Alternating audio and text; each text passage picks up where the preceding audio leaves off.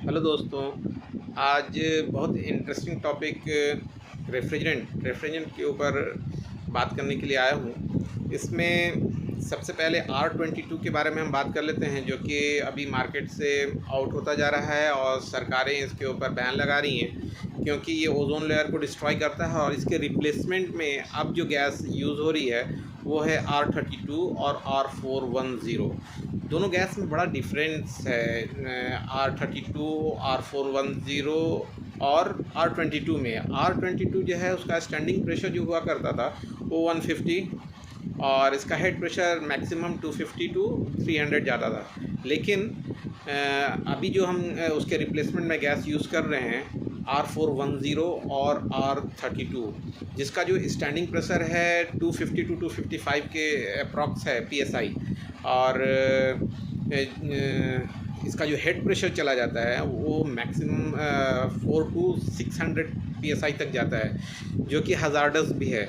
अगर आप इसको प्रिकॉशनली इसके ऊपर काम नहीं करेंगे, गैस चार्जिंग प्रॉपर वे में नहीं करेंगे, तो एक्सीडेंट होने के चांसेस है, जो कि आजकल हो रहे हैं। बहुत सारे टेक्नीशियनों की जानें भी गई हैं। तो इन सब से बचने की ज़रूरत है, अपने आप को अपग्रेड करने की ज़रूरत है और इनके बारे में इंफॉर्मेशन गेन करके इस पर काम करने की ज़रूरत है।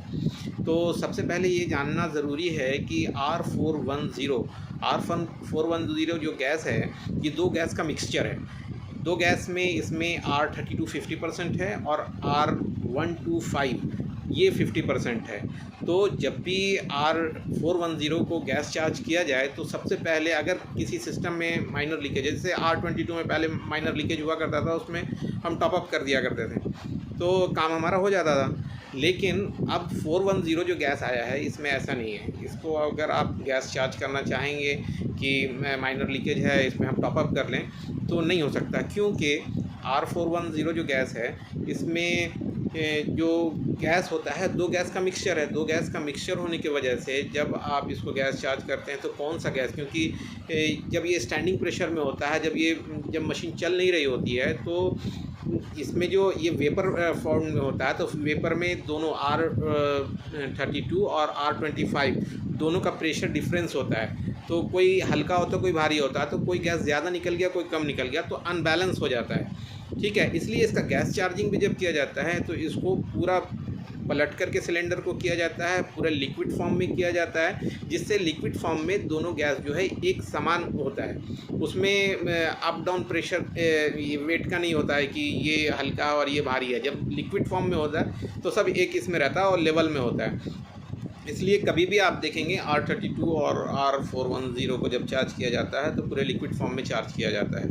इससे क्या होता है कि आपका जो चार्जिंग होगा वो एग्जैक्ट होगा।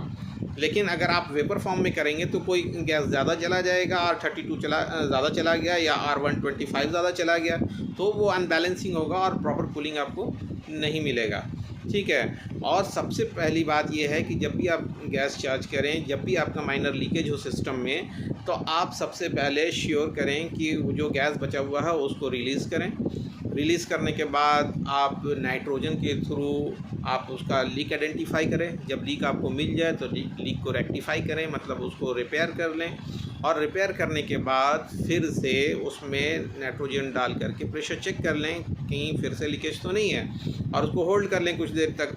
और जब होल्ड हो जाए, आप तसल्ली बख्श हो जाए कि नहीं, आप कहीं पर लीकेज नहीं है, फिर आप उसको रिलीज़ करके फिर अच्छी तरीके से वैक्यूमाइज़ करें। वैक्यूमाइज़ कम से कम 1 घंटा उसको ज़रूर करें। 1 घंटा वो भी डबल स्टेज के वैक्यूम पंप से करें।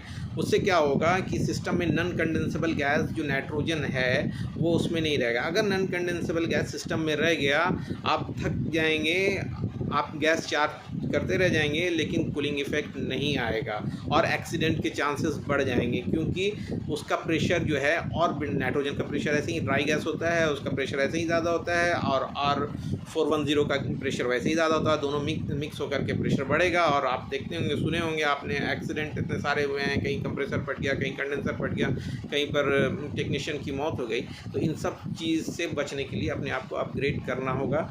अपग्रेड और प्रॉपर वे में R410, क्योंकि हमारे फील्ड में अक्सर देखा जाता है कि लोग देख करके काम सीखते हैं, लोग प्रॉपर थ्योरेटिकल उनके पास नॉलेज नहीं होता है, लेकिन काम कर रहे होते हैं और अपना रोज़गार भी चला रहे होते हैं। तो हमें अपने आप को अपग्रेड करने की ज़रूरत है। ये जो नया सिस्टम आ रहा है, जो इन्वर्टर सिस्टम आ रहा है, और ख़ास करके इन्वर्टर सिस्टम में जब आप गैस चार्ज करते हैं तो इंश्योर हो जाएं कि उसको ग्रेजुअली चार्ज करना, धीरे धीरे चार्ज करना है। जब आप वैक्यूमाइज़ कर लेते हैं उसके बाद उसमें आप गैस डालें, उसका सिस्टम को स्टार्ट करें, सिस्टम को रन करने दें, क्योंकि इन्वर्टर सिस्टम जब स्टार्ट होता है वो 25% स्पीड पर स्टार्ट होता है। आपने देखा होगा कि उसका जो एम्पियर मीटर जब आप लगाएंगे तो 1.2 1.5 से एम्पियर स्टार्ट होता है, जबकि R22 जो फिक्स्ड कंप्रेसर होते हैं वो जब स्टार्ट होते हैं तो डायरेक्ट आपका जो स्टार्टिंग करंट होता है वो 12 13 14 रहता है, उसके बाद घट करके वो आता है आपको 6 पर 7 पर 8 पर, फिर वो जाकर के स्टेबल होता है। लेकिन इन्वर्टर सिस्टम में ऐसा नहीं होता है। इन्वर्टर सिस्टम में क्या होता है कि आपका 25% स्पीड पर पहले स्टार्ट होगा, फिर जैसे डिमांड बढ़ेगा वो 50% पे जाएगा, 50% से 75%, फिर 100% स्पीड पे आता है। तो इसलिए जब गैस चार्ज करें तो ग्रेजुअली धीरे धीरे चार्ज करें, धीरे धीरे चार्ज करें। जब फुल स्पीड पे आ जाता है कंप्रेसर, उसके बाद आप देख लें कि इसका बैक प्रेशर मेरा 118 या 120 या 125 मैक्सिमम तक में ये कंप्लीट आपका गैस चार्ज हो जाता है और कूलिंग इफ़ेक्ट भी अच्छा मिलता है। लेकिन इंश्योर हों कि वैक्यूमाइज़ ज़रूर करें। अगर वैक्यूमाइज़ नहीं करते हैं तो ख़तरे की बात है, मशीन के लिए भी, आपके लिए भी और आपके कस्टमर के लिए भी। जब काम अच्छा होगा तो कस्टमर भी सेटिस्फाइड होगा, पैसे भी अच्छे मिलेंगे, आप भी सेटिस्फाइड होंगे और आपका मार्केट में एक नाम भी बनेगा।